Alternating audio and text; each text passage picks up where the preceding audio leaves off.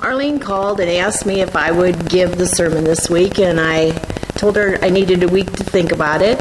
And so I went home and I thought about it, and I thought, I'm going to give a sermon about our roots, where we started in our church. In the summer of 1980, Russ Tarver, who was a campus minister at USD, came down here and canvassed the area. Because of the interest, he actually started to establish church in 1981 here. We had our first worship service in June of 1981 in the Bronson Clinic on Streeter Drive. Then Russ at that time was assigned to the church as a part-time minister, and our charter started on April 4th of 1982. And at that time, there were 47 charter members. And of those 47, there are 6 of us left that still have been. That's 35 years. And that is Jan Ferrari, Carol Huntsman, Patty Rarrett, Jean Lawrence, Pat Mersch, and myself.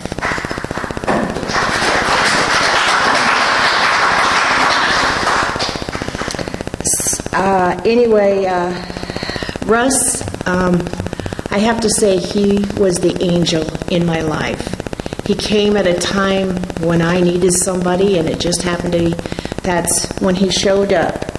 The one thing about Russ is he always said, well, God was both our mother and our father, so he started our sermon, or our Lord's Prayer, always with our parent who art in heaven. He always referred to it that way. I was going through illness, divorce, financial struggles just to keep my family in home at the time. I worked lots of hours. There just wasn't much of me left. But Russ, no matter what, was always there to listen to me. And I prayed to take the hurt away, because there was just that deep hurt always inside myself, no matter where I went, no matter who was there.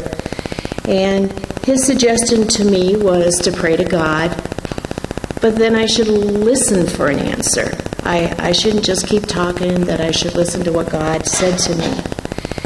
And one day, on the way home, I was coming down Military Road, got to the train stop right there, and I have no idea why, but that deep pain just subsided, and I said, I'm glad I'm who I am. And so Russ's words really made a difference in my life. And the one thing I remember, too, was Daryl Oberg was always our greeter. And he always had this head of hair, the smile on his face, and he had the bread that he would take out to everybody that was a new person coming into our church. So I was really sad when Russ left. I felt very badly, because he really was a big part of my life.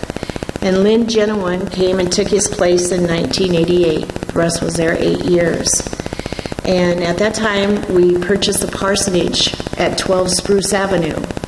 And it wasn't shortly after that it caught on fire.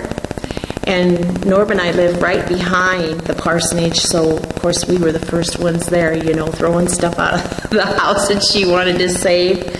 But the thing I remember about Lynn was she was real active. She loved music, and she loved the kids' programs. Those were the things she kind of specialized in.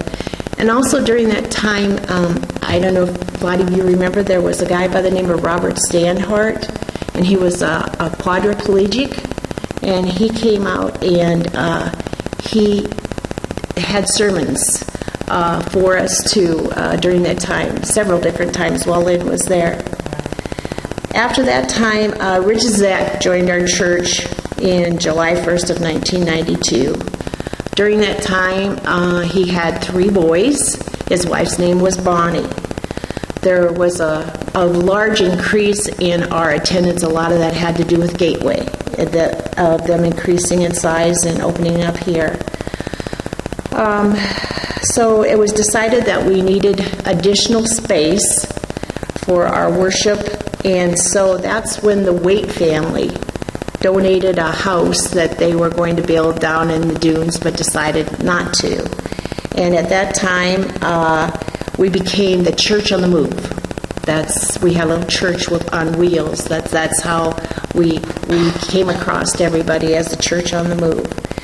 And there was lots of hours that people worked on the church.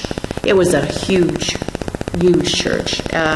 It had like 20,000 square feet between the two buildings. And Rich, his dad, Jim Zek, he came down here, and I think he almost lived down here. He worked on the house constantly, and Doug Johnson was ahead of putting the church together. Our first service was Christmas Eve of 1997. Rich was pastor, as I said, for 10 years. He was truly a storyteller. His message was, you listened to it. You heard what he said, because he used videos and songs, much like we do today. We had lots of kids in our church, a lot of activities going on, a lot of music. We had a youth group called Dust besides that played a band, and we had a band of our own and was part of that. And just a lot of activity going because of the increase in people coming. There was Easter egg hunts, flying kites, potlucks, Church of the Adams, Christmas caroling, kids and adults delivering Christmas baskets. And that's one thing there again that I think about our church. My daughter went with us, and my son too, to deliver Christmas baskets. Well, we went to a family that lived in a trailer park here in North Sioux City. And she went to school with one of the kids. There were 10 in the family. And she always said, gee, Mom, they're just not very clean. And when we went down there, we found a family of 10 kids sleep in one trailer, no water. So my daughter came back and asked the church plus our JCETs at that time, and we went and paid all their back water bill, and we paid the water bill for another year between our church and the JCETs. And I thought that was really neat that I could see that compassion in my kids, that the church did that for my kids. They were active in the church this whole time, and to me that was really important. I guess that would be the most active time for me because I could see my kids. And I saw little babies grow up. Kurtz's kids started from little, and they're big now. And I mean, it's just that you see these people. They become part of your life. And Rich, the story I remember most about Rich was he was going to California for a vacation. And he ran into a boy who was a runaway, and he was from Omaha. And Rich said, he talked to him, and he said, he tried to convince him to go home. He said, I'll take you here, you can live with us, whatever, just come home with me. And Rich said he went to the mall before they left that day, and he told him he'd meet him, give him some time to think about it. And Rich said, I knew he was there. I just knew he was watching me. But he said he never did come out. And he said, all the way home, I just was so upset because I hadn't been able to reach that little boy. Then another story that he talked about was when he was in the mall one day, and he was looking at books. And these kids, they were running around, and Rich was bent down looking at books on the bottom shelf. And these kids just came running around and knocked him flat over, laying on his back on the floor in the middle of the mall. And he said their mother came around, and she said, you dorks, that's what she said. Don't act like that. And Rich, of course, he said, the first thing I could think about was, they're not the dorks, I'm the one that's laying in the middle of the mall floor. So he started laughing, and he said pretty soon the kids were laughing, and the mother was getting more upset as it went on. He and the kids were there, they were on the floor laughing. So it was kind of neat that I remembered that. And after Rich did leave, years later, I was going through my son's stuff after he moved to Florida, and I found a letter from Rich to my son, and it's meant a lot to me that he would write to him, and we'll talk about that letter a little bit later on. Also, while Rich was there, Pat Mersch started her journey becoming a minister, and Rich is the one that helped her with that. And also, I forgot Pat Mersch was a clown. Remember, she was a clown, and she went to all these places for kids, you know, trying to cheer them up. And so it's been kind of neat going back over these memories. And then Paul Lint came after that in July 2003 to 2006. And he and his wife Brenda, they met at a camp, church camp. They were counselors for church camps. And Paul, he loved kids. And he took youth skiing. We had a lot of kids that really got involved because he was just that type of person, that camp counselor that liked the kids. And Norb had tools, and he was building a house at the time. And of course, we lived right behind there again, the parsonage. So Paul would come and volunteer to help Norb if Norb would show him how to use the tools and how to put things together, because he wanted to learn himself. So we got to know him pretty well. And so anyway, the thing I remember about Paul's sermons, all of them, and it's so weird because I couldn't remember the name of it. And when I was going through this box of stuff, out of all the sermons we might have had, here was this sermon about life as a house. And I don't know if any of you remember it, but he was dying. This man was dying, and he'd been a wealthy man, and he was divorced, and he was estranged from his son. And before he died, he wanted his son to help him build this house. His dad had given them this land, and it was important to him before he died that would happen. The thing about it was the second week of the series, it was about being touched. And he found out he had cancer, and he was dying, and he was alone. And that nurse that was there, she just came and she just held him. And it was a tearjerker. I mean, I tell you what, when you left here, you had a lump in your throat because it really had a lot of meaning to it. Next was Ken Park, and he was from Korea, Seoul, Korea, and he came to the United States. He lived in a Korean community, and so South Dakota was the first experience he ever had with what it meant to be an American. It really was. And it was hard to understand. It was a cultural shock for him. And it's like in Korea, women they just are in the background. And his wife was very educated. He had Aram, and it was a marriage of both the families that they put it together. And so they really didn't even know each other very much before they got married. And telling about this, he would always say, "I'm limited." And he knew that. And there was a lot of things he would say sometimes would maybe offend somebody, or because of Aram always in the background, you know, they just kind of not warm up to that so well, because that's not what we are here. And so there again, I lived right behind him, so I spent some time with Aram. And we went over there, and I said to Ken, I said, I hate to be your mother, but I got to tell you a few things. I said, you got to act like somebody that lives in the United States. Your wife just sits right here beside you, and your kids right along with you. And I said, that's just how it is. And he was very good to her. That's not what I'm saying. It's just that was the custom. And also, when I was there, it was right at Christmas time, and there was no Christmas tree. And I said, you got 2 little girls, twins.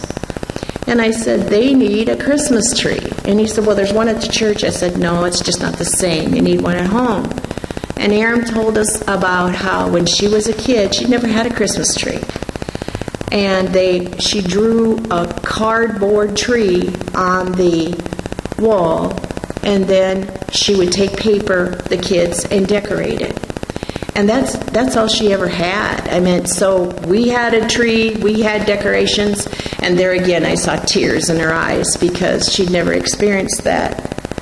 And then we had a baby shower for her, and she was so upset. And I stopped over and then she said, "What are they expecting me? Am I have to take a shower there?" And I said, "No, you don't take a shower. We're going to give you a shower. A shower means everybody's going to bring you a gift." So that was it. She definitely, that is a good example of what I'm saying about their culture. And also, the one thing about Ken that I remember that was different is at Easter one Sunday that he was there, he washed our feet. Anybody that he would let wash their feet. And you know, that feels kind of uncomfortable to have somebody else wash your feet. You're just not used to that. It meant a lot to wash somebody else's feet. It was a humble type thing. So I learned from him too, and I think he really learned from us, because you could see, just like they didn't ever, like the kids, warm up so much the kids, but Danny, he would play with them at coffee time, and you would see as the time went on where Pastor Ken would start carrying David and start teasing the girls, but he just learned that with time. It just came with time. After him, Jeff Adele came, and he was our minister from 2008 to 2011. Prior to his arrival, the church decided that they could no longer maintain the building they were in, and a big part of that was because Gateway closed. We were getting a new minister and a new location in Dakota Valley Elementary School, there were 10 individuals from our church that decided, no, our church is going to survive. It's going to still be here, even if we have to get a new charter and a new name. And those people were Kelly Ferner, Mike Kurtz, Jean Lawrence, Virginia Oberg, Ruth and Scott Price, Bonnie and Jeff Ford, Dan Wabina, and Jeff Adele. At that time, I questioned myself about, do I still want to go to this church? Do I want to go somewhere else? And I thought about it a long time. And I just decided it didn't matter where we worship. I could care less what was on the walls.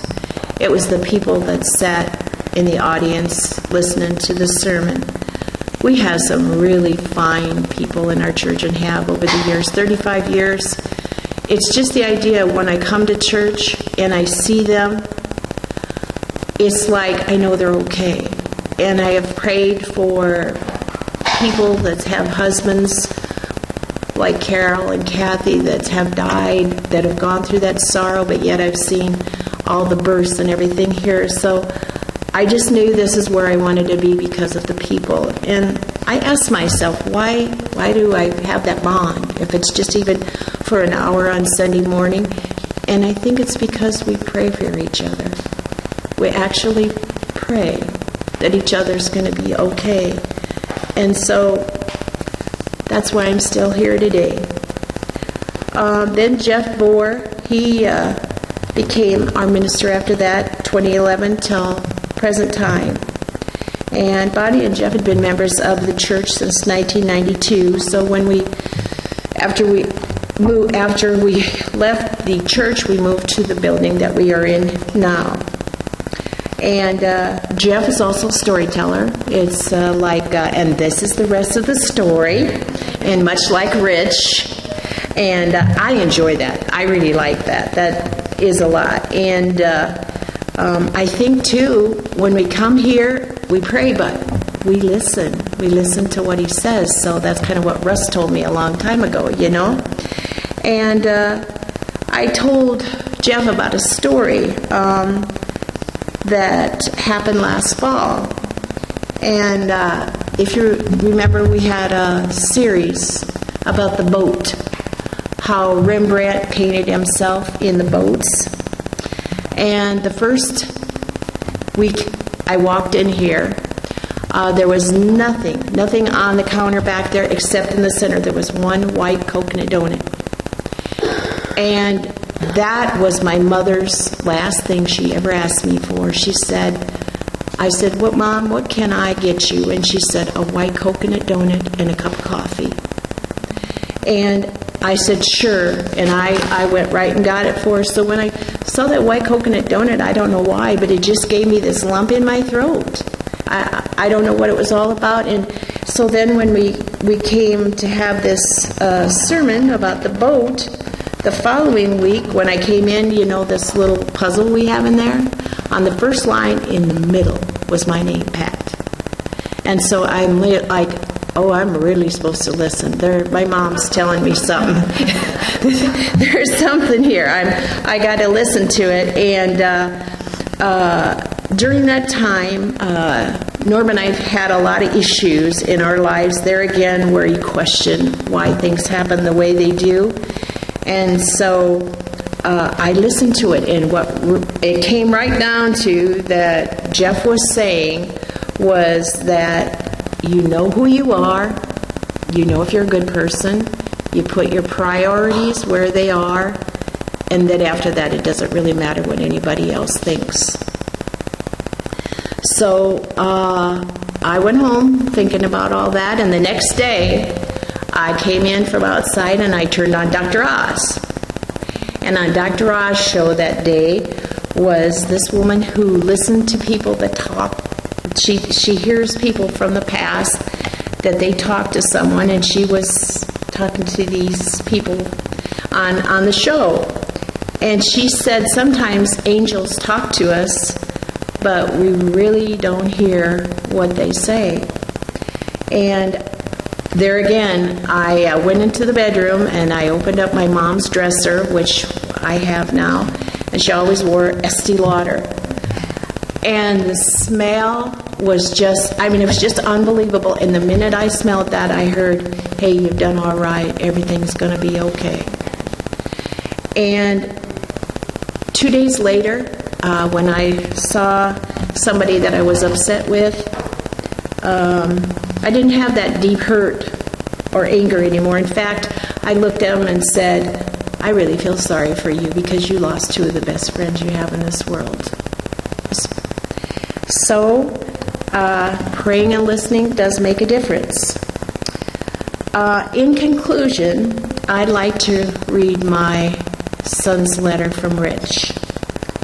I've read it over and over again. Every time something happens every once in a while that I'm upset by, I'll run into this letter. It'll just be there. It's like weird that I run into it, and I think that he wrote it for me as well as for my son. It was like hearing from Russ again, and you have to know he meant a lot to me. What I want you to do, though, is instead of him writing this letter to my son, I would like you to pretend, every one of you, that Rich is writing this letter to you. It was good to get your letter, and I'm glad you chose to write to me. Here is my advice. Every Christian, if they are honestly looking at their faith and challenging the way they live, has times of doubt. The one thing you must continue to do is be part of the people of faith we call the church. Without weekly worship and Bible study, our faith does not grow, and we do not grow as people. It is okay to have questions and doubts. My prayer for you is you will find a way to keep active in the church. One other thing that you must try to do is pray. Prayer is really more about listening to God than it is talking to God. Try this. Take some time every day, say 5 minutes, and tell God what you're thinking at that time. Then take a 15-20 minute walk, or just listen. Do not talk, but listen to what God has to say to you. Write me again soon, as you are in my prayers. Rich.